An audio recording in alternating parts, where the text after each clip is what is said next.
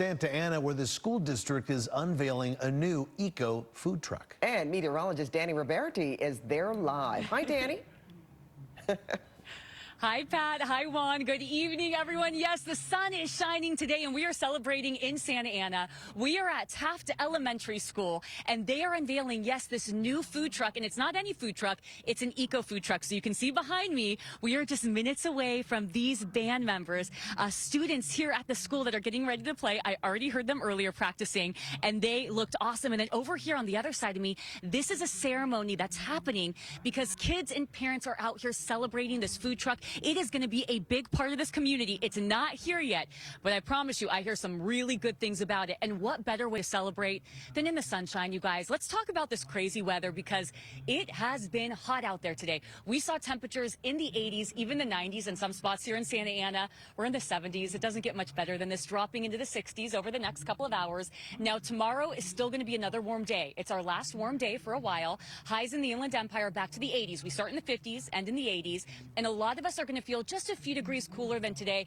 but boy, still above average. We're talking mid-80s at the end of February. These are temperatures still running 10 to 15 degrees above average, but big changes are on the way starting Friday, going into the weekend. We are still tracking not just cooler temperatures, not just clouds, but we are also tracking rain for your weekend. You can see that pop Sunday going into Monday. So coming up, a lot to talk about. We're talking about this eco food truck. We're going to talk to the kids, but we're also going to help you plan out your weekend. And we'll talk timing of the showers. That's in your next weather, next in your neighborhood. Pat, Juan, back to you. All right, we're looking forward to that. Danny, thank you.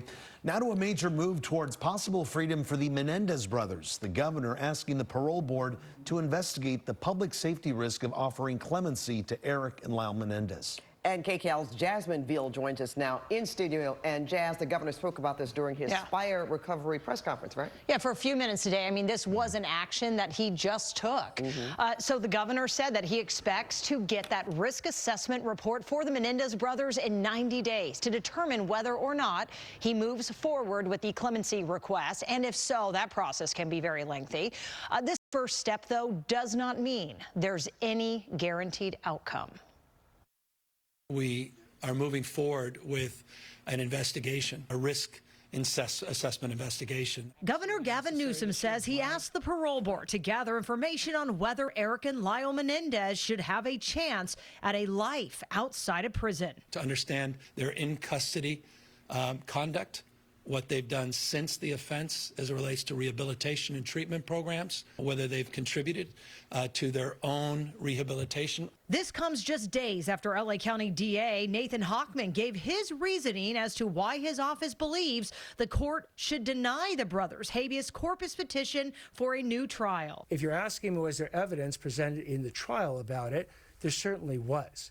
If you're also asking me, has new additional evidence come out about that beyond the Andy Cano letter?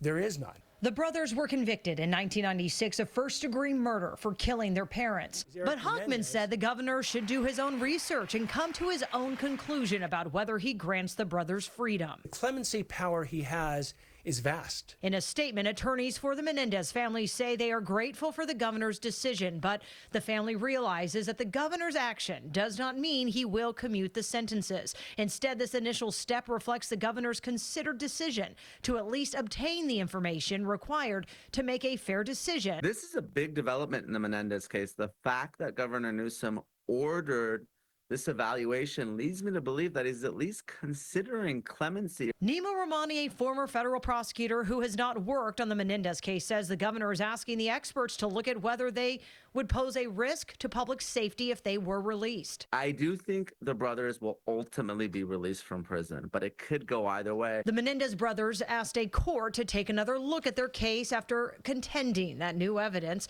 backs the brothers' claims that they were sexually abused by their father. After a legal setback last week for the family, now the possibility of mercy. And then you have another possible legal avenue that will be, the much anticipated resentencing hearing for these brothers. That will be taking place March 20th, which is based on their rehabilitation factors that the DA has to initiate, and then he has yet to come to that decision. Pat? All right, Jasmine, thanks for that reporting.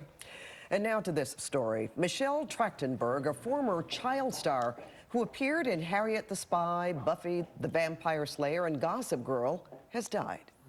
Take it, Harriet. Oh, I want to see the whole world, and I want to write down everything.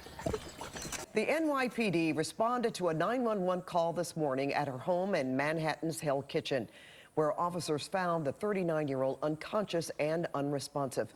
Paramedics pronounced her dead at the scene. No foul play is suspected.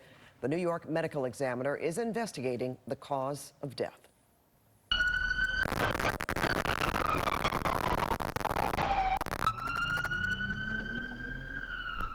And now to shots fired.